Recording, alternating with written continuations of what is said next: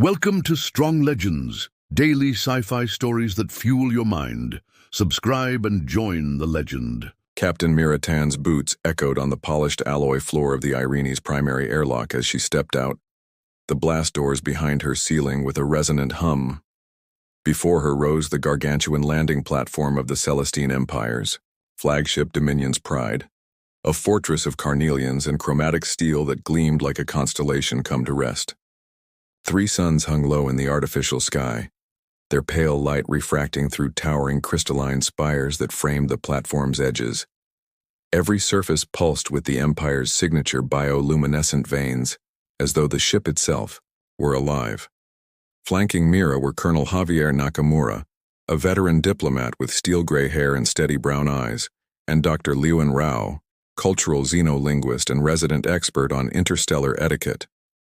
Behind them, a squad of naval aides and security officers maintained strict formation, their uniforms crisp, their faces a mixture of excitement and apprehension.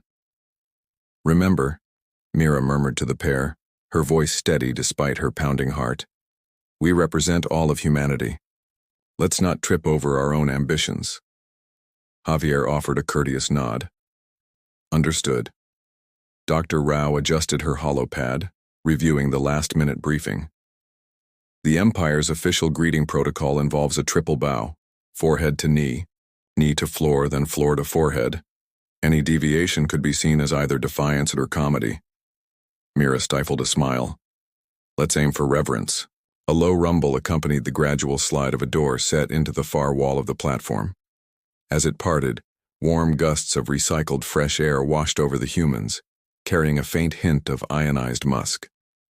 3 imperial dignitaries emerged, grand, Chancellor Zefix, whose robes flowed like molten nebulae, Admiral Kalthar, his 6 eyes glinting with curiosity and something else, something almost amused, and Lady Cerelia, the Empire's archivist, slender and composed, her gaze unreadable, behind a latticework of translucent jewelry. The human ensemble froze. Time itself seemed to hesitate as Chancellor Zefix extended a hand, pale and delicate as starlight. Mira bowed, executing the first of the 3 bows precisely. Javier dropped into the second, then the third. Dr. Rao completed her sequence, with grace. The Imperial trio watched in silence, their expressions inscrutable. Then, snort. It was soft at first, like air escaping a ribboned seal. Mira looked up, startled. Kalthar's rightmost eye twitched. He hiccuped a little crystalline hiccup. Then his other eyes focused on Javier's stiff posture, on the uneven arcs of their bows. A ripple passed between him, Zefix, and Cerelia. A moment later, Cerelia's lips quivered, and a single note of laughter escaped her throat. Mira's jaw went slack. Did we offend them?" she whispered to Liuan. Dr. Rao shook her head, brow furrowing. "No, it's laughter. The Imperial response to unexpected formality, perhaps. They're surprised." The laughter grew in volume and richness. Kalthar bent forward, clutching a crystalline railing as if to steady himself. Zefix's regal composure slipped. He covered his mouth with one hand, shoulders shaking. Even Lady Cerelia dabbed a jewel-encrusted fingertip beneath her eye. A wave of crimson light pulsed along the edges of the platform, Imperial guards readying phasers perhaps, or simply recasting mood lighting. Javier cleared his throat and offered a diplomatic smile. "Esteemed dignitaries, forgive our protocol if it amused." Zefix straightened, his robe flashing silver. He lifted a slender finger. "Ambassadors of Earth," he said, voice rich with deep resonance, "we welcome you with genuine mirth.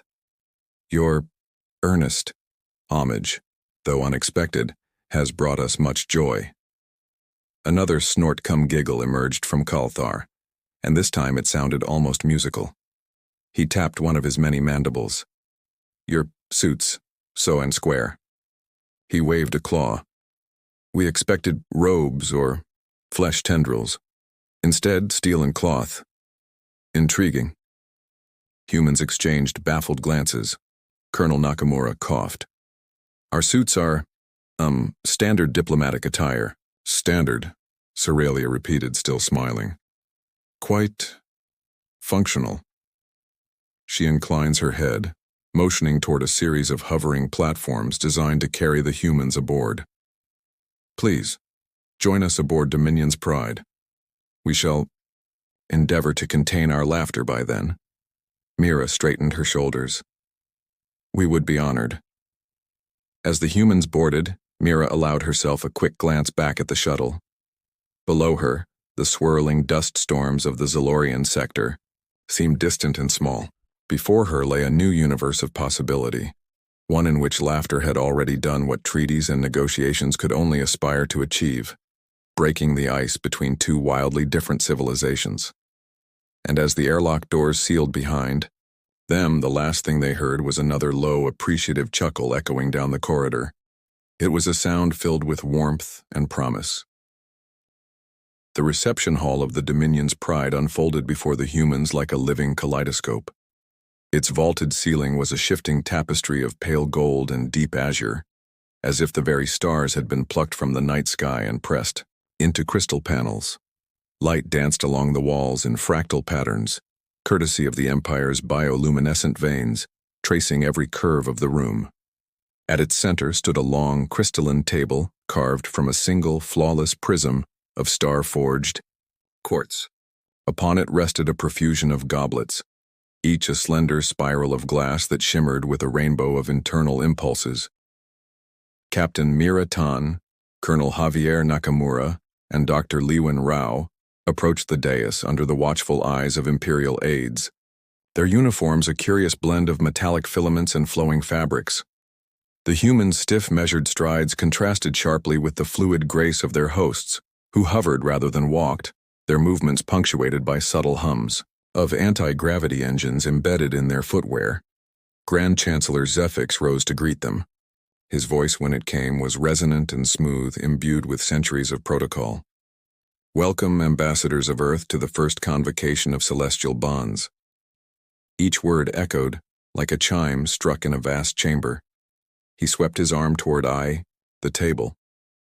We have prepared for you the imperial toast, a bond of liquid and spirit. Please partake. Javier, ever the diplomat, extended a goblet first. The wine within was a living thing, semi-translucent violet with flickers of silver that pulsed like distant quasars. He lifted the goblet in his right hand, only to find a faint vibration racing up his arm. His eyes flicked to Dr. Rao, who was already carefully examining her own goblet.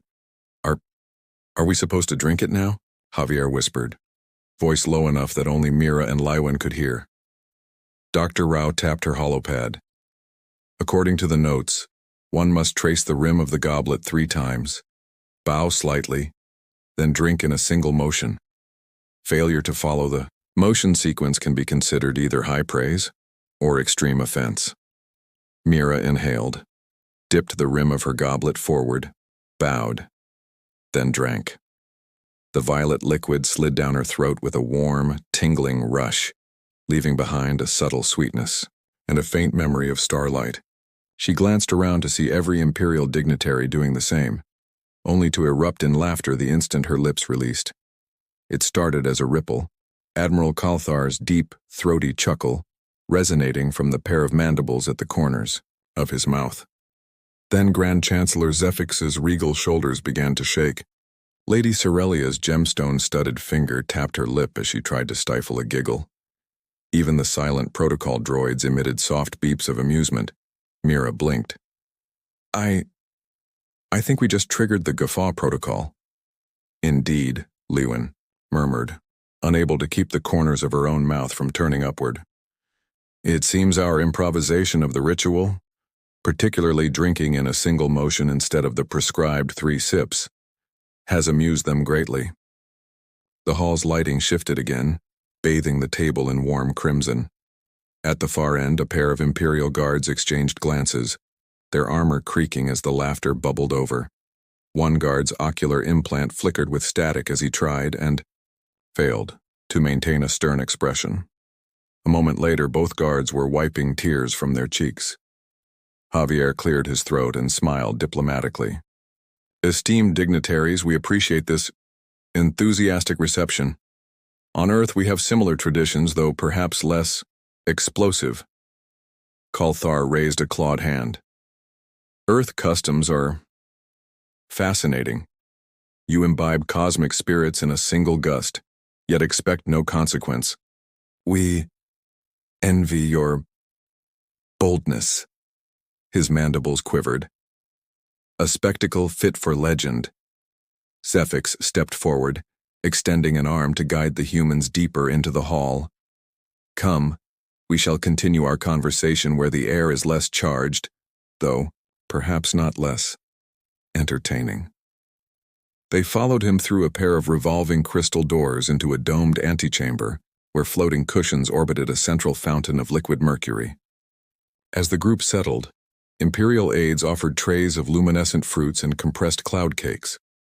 Javier delicately sampled a cloud cake, which dissipated on his tongue with a whisper of citrus. Dr. Rao's eyes lit up. She reached for a fruit that glowed like a tiny sun, slicing it open to reveal succulent, syrupy segments. Tell us, Zephix intoned, sipping another goblet with genteel gusto. What inspired humanity to journey this far, across such perilous voids, to seek us out? Mira took this chance to adopt the calm, measured tone that had won her many negotiations on the Council of Earth.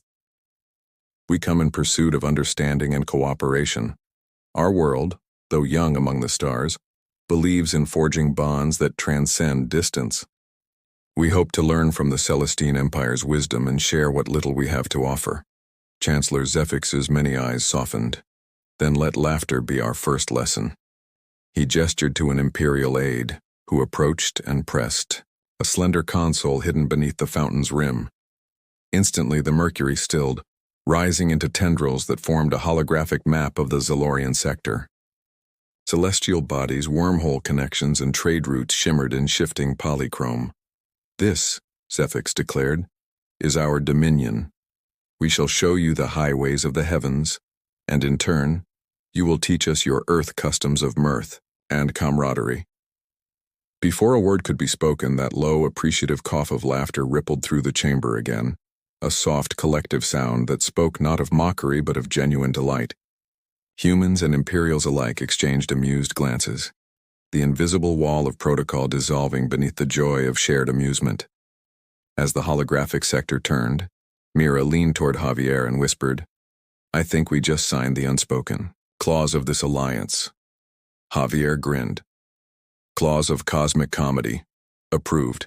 And so, amidst silver laughter and violet wine, two civilizations embarked together on a journey where humor proved as powerful a binding agent as any treaty or oath. The next morning, the humans were escorted to the Empire's famed education wing, a vast amphitheater suspended in 0G above the ship's core. Rows of floating dais formed concentric rings around a central holoprojector, and on each cushion hovered a meticulously crafted etiquette manual, a crystalline tablet etched with shifting symbols and interactive diagrams. Above, tendrils of soft purple light pulsed to the rhythm of the ship's life pulse, lending an otherworldly calm to the chamber. An Imperial etiquette master glided forward, her robes trailing like liquid nebula. Ambassadors, she intoned, voice lilting, today you will master the ceremony of bonds, the triple bow, the threefold exchange of titles, and the recitation of the Imperial Ode. She tapped the holoprojector, and the dais flickered to life with holographic avatars demonstrating every gesture in meticulous slow motion, fingertips brushing floor plates, kneecaps bending at precisely 27 degrees, chests inclined. At 35, Mira took a deep breath and stood on her floating platform as the avatar bowed. She mirrored the motion once, twice, and on the third, drifted upward instead of down, her ponytail floating over her head like a halo. Beside her, Colonel Nakamura over-rotated, his back arching so dramatically he nearly tumbled off his dais. Dr. Rao, meanwhile, studied her tablet in silence, executing perfect bows on her third attempt, but with her eyes still glued to the Myo hologram, she ended up facing the wrong direction entirely. Gravity, or lack thereof, is a formidable trickster. Javier muttered, righting himself. He offered Mira a grin that was half apology, half encouragement. She laughed, and with that sound the tension eased. The master's lips curved in an almost imperial smile. Laughter is an acceptable, transitional state, she conceded. You may proceed. After 2 hours of wobbling, flapping, and occasional collisions between dais, the humans had at least mastered the triple bow to a functional degree. Next came the threefold exchange of titles: Earth Delegate, Celestial Confidant, Interstellar Ally, each title pronounced in sequence, each bowed between utterances. Javier stumbled over Interstellar Ally, mangling it into Interstellar Ali, which drew a gracious but audible chuckle from the assembled students. Finally came the Ode of Bonds, the heart of imperial civility. Dr. Rao translated the original archaic Celestine verse into English. Under cosmic gaze, 2 worlds we raise through word and will, our spirit still. Practice began. Mira inhaled before each stanza, projecting her voice across the chamber. She stumbled on gaze, turning it into gazes, which threw off the meter. Javier attempted a deep, measured baritone, only to find his voice cracking on the full, high note at still. Dr. Rao, ever scholarly, recited flawlessly in hushed precision, but without the requisite warmth. It sounded more like a lecture than a vow. As the session closed, the master approached them, eyes bright. You have shown perseverance and, most importantly, a willingness to learn. Tonight we shall dine. There you will recite your translation of the ode before the Chancellor himself. Do not fear imperfection. Sincerity outweighs perfection in the Empire. That evening, the humans assembled in the domed banquet nexus, a cavernous hall hung with floating orbs of soft opal light. The table curved in a crescent, seating dozens of high-ranking dignitaries. A hush fell as the servants distributed crystalline quills and ink pots of starlight silver. A hush fell again as Mira rose, quill poised. Honored Chancellor, she began, voice steady. Esteemed Council. Her hand trembled as she dipped the quill and signed the treaty, then straightened to recite the ode. She spoke. Under cosmic gaze, 2 worlds we raise. Through word and will, our spirits still. A polite pause, then another. The hall remained deathly silent, until Admiral Kalthar's mandibles clicked in amusement. A single jewel-bright teardrop appeared at Zephix's eye corner. Then, unexpectedly, a ripple of laughter spread. Low, affectionate, and undeniably warm, Colonel Nakamura followed, offering his version. Beneath starry eye we lift us high, with trust and hope, our bonds renew. He altered gaze to eye and raise to lift, but stumbled on renew, pronouncing it renewed. The dignitaries giggled, some discreetly, others unabashedly. Lady Cerelia glanced at him fondly, then rose to her feet and offered an impeccable recitation in Celestine, flawless in voice and accent. The room fell silent once more. Zephix stood, raising a slender hand. Your efforts, both earnest and earnest in error, touch us deeply, he said, voice resonant.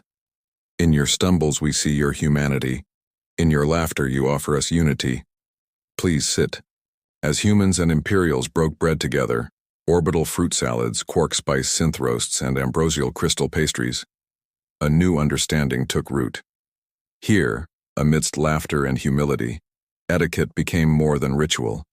It became empathy. Each misstep forged a bridge. Each chuckle wove another thread in the tapestry of their emerging alliance. When dawn's pale lavender light filtered through the Dominion's Pride's hull, the humans were roused by gentle tugs at their sleeves. Imperial aides, dressed in robes woven from living fiber, guided them to the ship's grand atrium, transformed today into the festival of shared follies. Banners of spun starlight fluttered overhead, and the scent of candied nebula drifted on the air like soft smoke. Zero-G charades. The first event was a game of zero-gravity charades. Floating bubbles of translucent field glass drifted between participants. To win, you had to slip inside a bubble, pantomime a concept, and have your teammates guess. Mira found herself enclosed in one, attempting to convey Earth breakfast by exaggeratedly pouring imaginary cereal and slurping loudly. Her teammates guessed everything from galactic plumbing to dinosaur ballet before Javier shouted, "Cereal." The bubble winked shut, awarding them applause. Across the hall, Celestine youths tumbled through bubbles like silver fish. Their laughter, light and bell-like, echoed in weightless arcs. Humans realized that losing was just as delightful. When Lywin accidentally mimed quantum diplomacy as interpretive dance, the crowd roared, and she took a theatrical bow that spun her 3 times before gently landing on a floating cushion. Gravity-bending rides next came the anti-gravity roller, a looping track of refractive crystal rails suspended in midair. Riders strapped into inertial dampers, then whooshed through loops that painted streaks of purpling light. Colonel Nakamura, ever the stoic, emerged with perfect hair and a grin so wide it surprised even him. Mirrored on his face were the reflections of shimmering kites drifting above, glowing silk constructs that children from 20 worlds sailed as part of the festivities. The Cosmic Comedy Stage. At the heart of the atrium stood the Cosmic Comedy Stage, a circular platform ringed with sentient sensitive seats that adjusted padding and climate to each guest's comfort. Here, species from the far reaches of known space told jokes in turn. A 3-armed Martian juggled crystal orbs while delivering puns in 3 languages. A sentient nebula took form as a mime, performing an absurdist routine about trying to find its own edges. Laughter rose and fell like tidal waves, universal, irrepressible. When it was humanity's turn, the Imperial Master of Ceremonies beckoned Mira and her team forward. They were handed garish costumes, tunics of vibrantly mismatched color, helmets sprouting holographic daisies, and boots that squished like rubber. Their skit, the legendary Day Earth Almost Ate the Moon, an ancient human myth. The Day Earth almost ate the moon. Under spotlights, Javier lumbered in as Earth, draped in a blue and green tunic, while Mira wore a pale, crater-dappled robe as the moon. Lywin, in a star-spangled cloak, narrated, "Behold, the day when Earth, in cosmic gluttony, reached forth with hunger unmatched." Javier pretended to mouth a gargantuan bite. Mira squealed in mock terror. Oversized foam chunks of moon rock flew through the air, accompanied by boingy sound. Effects. The audience howled as Javier flailed, choking on cottony moon dust, while Dr. Rao attempted a solemn rescue, only to trip over her own holographic flower helmet. The resulting pratfall sent her spinning into a floating fountain, eliciting uproarious laughter. When the scene ended, the trio took their bow to thunderous applause and a standing ovation. Imperials and humans united in delighted uproar. A shared orbit of laughter. As the festival drew to a close, constellations of lanterns, each shaped like a different world, were released into the atrium's zero-G field. Humans and Imperials alike chased after them, laughing as they floated, reached and collided in gentle orbits. Mira caught a lantern shaped like Earth. Zephyx intercepted one shaped like Celestia Prime. They exchanged lanterns, their smiles soft but triumphant. Floating side by side, humans and aliens watched as the glowing maps of their homeworlds drifted together in silent homage. In that cosmic aquarium of light and laughter, the barriers of protocol, fear, and difference shimmered away, revealing the simple truth that bound them all: joy. And as the final lantern settled against the domed ceiling, Mira knew that this festival of shared follies would be remembered as the moment when 2 civilizations truly saw each other, not as us and them, but as kindred laughter sharers under the same endless sky. The Hall of Accord glimmered in dawn's pale violet light as the humans stepped through the arched entrance. Gigantic prisms of crystal lined the walls, each etched with the names of civilizations that had joined the Celestine Empire in centuries past. Yet today's gathering felt different, charged not by conquest or power, but by the echoes of shared mirth. Grand Chancellor Zephyx stood at the dais, robes cascading like liquid starlight. To his left, Admiral Kalthar's many eyes sparkled with anticipation. To his right, Lady Sorelia clutched her crystalline tome, as if its pages trembled in excitement. Before them lay the Treaty of Zilorian Peace, a holographic scroll dancing with motes of light, hovering above a floating table. Captain, Miritan exchanged a glance with Colonel Javier Nakamura. Neither needed words. After 4 days of spilled wine, wobbly bows, and moon-eating pratfalls, they understood that this moment was the culmination of every giggle, every stumble, every shared joke. Dr. Lewin Rao stepped forward with the ceremonial quill, crafted from the feather of a sky whale, and dipped it into an inkpot of liquid moonstone. She offered it to Mira, who hesitated only a heartbeat before tracing her name across the treaty's shimmering surface. Her signature glowed briefly before settling into the luminous text. By the authority of Earth's Unified Council, Mira announced, voice steady, we pledge our friendship, our cooperation, and our laughter.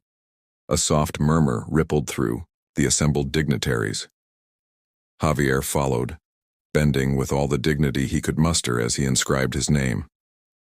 By the honor of the Terran people, he vowed, we join the Celestine Empire in mutual respect and understanding. Zephix approached the scroll, lifting the quill with slender fingers.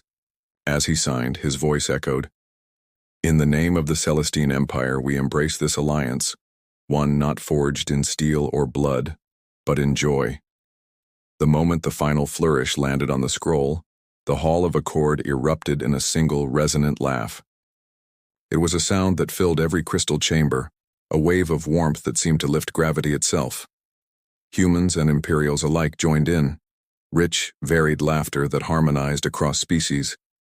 Even the silent tapestry suspended overhead shimmered, its patterns briefly blooming into fractal flowers. Chancellor Zephix raised a slender glass of violet wine. To our shared future, he toasted, voice trembling with mirth. May our mistakes be many and our laughter many more. Mira met his gaze and raised her goblet. To friendship across the stars and the mistakes that bind us. She clinked her glass against his, and for a heartbeat, the universe held its breath. Then as the first droplets of wine met the crystal rim, a collective chuckle burst forth. The glasses rang in perfect unison, a crystalline ping that echoed long after the hall fell silent again. Outside, the Irene's engines hummed softly, ready to depart. But humans lingered in the corridor just long enough to hear one last chuckle, drifting through the corridors of Dominion's pride. A warm reminder that even in the cold expanse of space, laughter lights the way. And so, bound by treaty and by humor, 2 civilizations embarked on a new chapter, one written not in ink, alone, but in the shared delight of cosmic folly and the promise of laughter yet to come.